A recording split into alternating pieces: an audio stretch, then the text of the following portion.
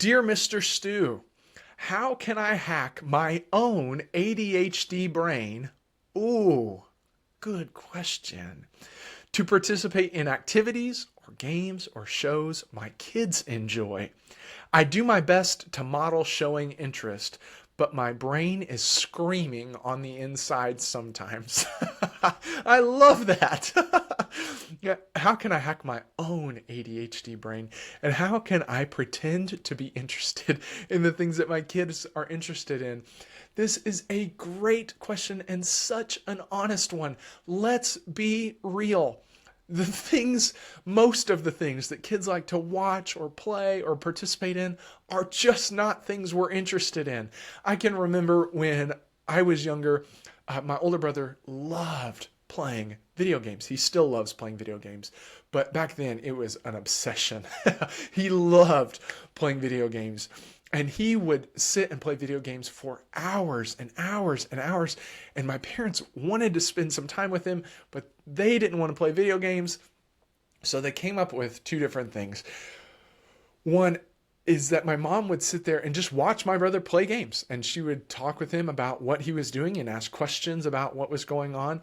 And then the other was my brother would teach my mom or my dad to play video games along with him, where he would actually tell them about the controls and he would destroy them at all these different games. Mario Kart, 007 GoldenEye on N64. He would destroy them on those games, but they were sitting and they were spending some time together.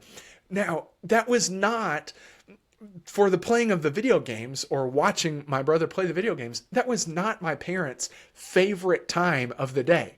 It was not that they loved sitting and watching a video game or sitting and playing a video game, but they remembered the goal.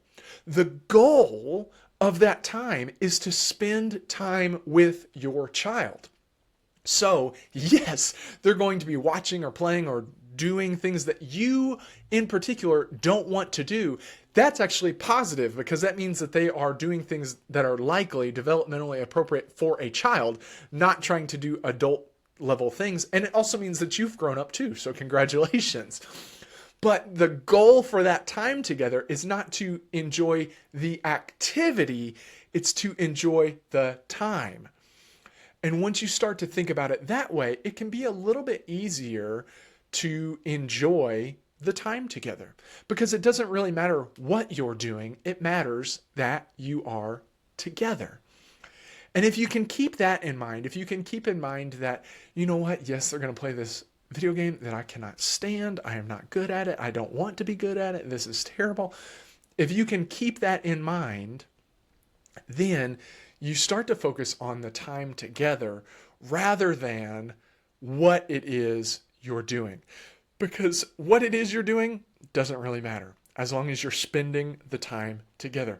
So don't try to convince yourself to enjoy the activity. Don't try to convince yourself to love Fortnite or love Roblox or love Pokemon or love whatever show it is they're watching as much as they love it. But you do love them and you do love spending time with them. And it doesn't really matter what you're doing because you just love them. If you keep that in mind, it's a little bit easier to stomach some of those things that they do. The other thing is to find the pieces you do enjoy. It's likely that you don't hate the whole activity or you hate all of what's going on, even if you're playing Fortnite with your child and it's just you like one of the characters you got to play as. Great. You can focus in on the pieces you do enjoy. Maybe it's Pokemon, and there's a Pokemon you think is kind of cute. Well, you can focus in on that Pokemon that you think is kind of cute and try to find some things that are funny or interesting or exciting. Or if you see your child get really excited about something, isn't that exciting to see? So you can focus in on the pieces of this activity that you do enjoy, even though you don't enjoy the bulk of it. And finally, you can stay genuine. You can let your child know that you don't love this thing that they love, but it's okay that they love it and you love spending time with them. So no, you don't love Pokemon as much as they love Pokemon, or no, you don't love Fortnite, Roblox. I know I went through the list. SpongeBob, Peppa Pig, whoever it is, you might not love those things as much as they love those things, but you love them.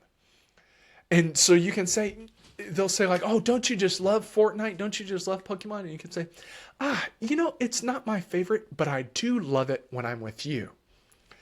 Do you see how it teaches the child a few things? First, it's okay to not love the same things as the people you love.